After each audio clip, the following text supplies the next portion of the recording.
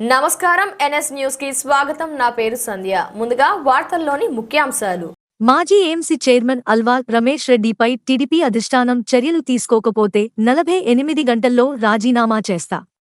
MLA కొలికేపూడి మాట్లాడిన వార్తే మాట్లాడకపోయినా వార్తే. గిరిజన మహిళతో అసభ్యకరంగా మాట్లాడిన రమేష్ రెడ్డిపై ఎటువంటి చర్యలు టీడీపీ అధిష్టానం ఎందుకు తీసుకోలేదని శ్రీనివాసరావు సూటిగా ప్రశ్నించారు. లోన్ కోసం ఒక అమ్మాయి ఫోన్ చేస్తే సమాజం సిగ్గుపడేలా అసభ్యకరంగా మాట్లాడారు. విజయవాడ ఎంపీ చిన్ని ఉన్నా రని రమేష్ రెడ్డి చెప్పుకుంటున్నాడు అని కొలికేపూడి అన్నారు.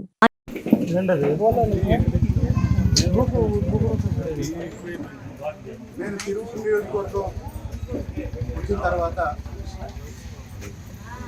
నేను ఎప్పుడు తిరిగింది మొదట అసలు నా రాజకీయ ప్రస్థానం ప్రారంభించింది కూడా ఏకొండూరు మండలం తండాల్లో. దానికి కారణం ఏంటంటే నేను కూడా దాదాపు అదే నేపథ్యం నుంచి, చాలా పేద కుటుంబం నుంచి రావటం, తండాల్లో ఉన్న సమస్యలు, తండాల్లో ఉన్న వెనుకబాటుతనం, ఇవన్నీ నాకు తెలుసు. కాబట్టి తర్వాత నేను చాలాసార్లు చెప్పాను, ఏకొండూరు తండాలో పిల్లల్ని చదివిద్దాము, ఉద్యోగాల కోసం వాళ్ళని ఎలా చదివించాలి. నేను ఎలక్షన్ ముందు కూడా రాజకీయాలు తక్కువ మాట్లాడాను, మన తండాల అభివృద్ధి గురించి ఎక్కువ మాట్లాడాను. తర్వాత ఈ మధ్య కాలంలో తండాల్లో అసలు రోడ్డే తెలియని తండాల్లో, కొన్ని తండాల్లో సిమెంట్ రోడ్లు వేయించాము.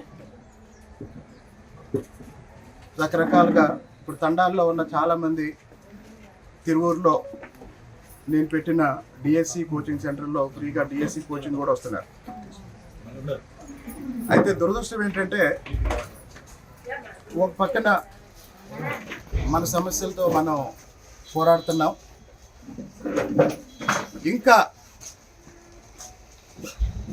కొంతమంది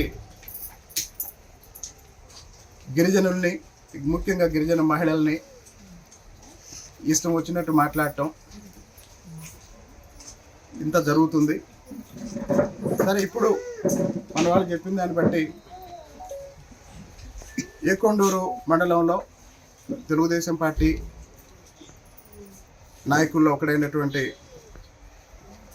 మాజీ marketing yard chairman Alwal Ramesh Reddy ఒక గిరిజన మహిళ లోను కావాలని అడిగితే, నువ్వు మీ అక్క నా దగ్గర పనుకుంటే లోన్ ఇప్పిస్తాను అని చాలా దారుణంగా, చాలా అసహ్యంగా, అంటే అది ఎవరు విన్నా కూడా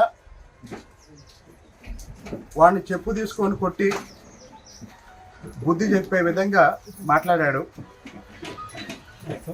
నా దృష్టికి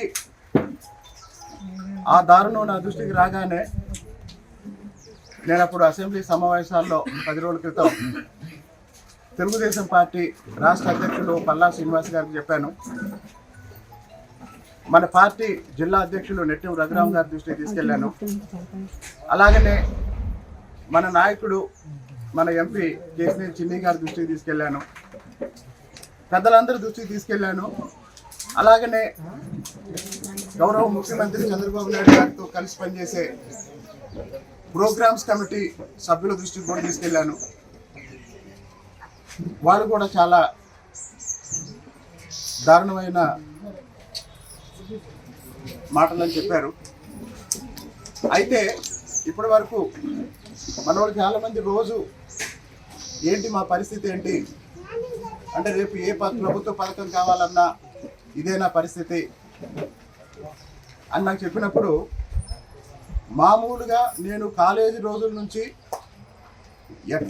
ఇట్లాంటి ముఖ్యంగా మహిళలకు సంబంధించి, ఎస్సీ ఎస్టీ మహిళలకు సంబంధించి ఏ సమస్య ఉన్నా ముందుండి పోరాడిన వాడిని నేను.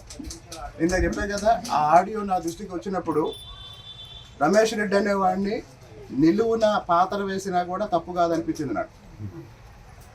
అయితే నేను ఏం చేయాలి, తెలుగుదేశం పార్టీ సభ్యుడిగా, శాసనసభ్యుడిగా నేను వ్యక్తిగతంగా స్పందించకుండా రాష్ట్ర అధ్యక్షుడికి చెప్పాను, జిల్లా అధ్యక్షుడికి చెప్పాను, ఎంపీ గారికి చెప్పాను, ఎవరెవరికి చెప్పాలో అందరికీ చెప్పాను. చెప్పి అంటే నేను ఒక పెద్ద నాయకుడికి చెప్పినప్పుడు ఒక 2-3 రోజుల్లో